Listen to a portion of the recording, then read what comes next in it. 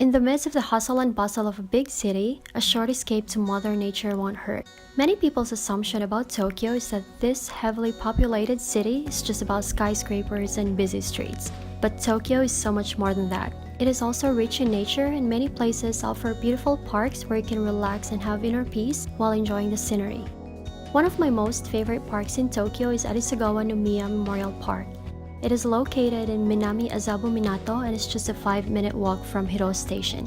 Arisugawa Park is very scenic with lots of trees and flowers, a small waterfall, a children's park, a tennis court, statues, and a public library.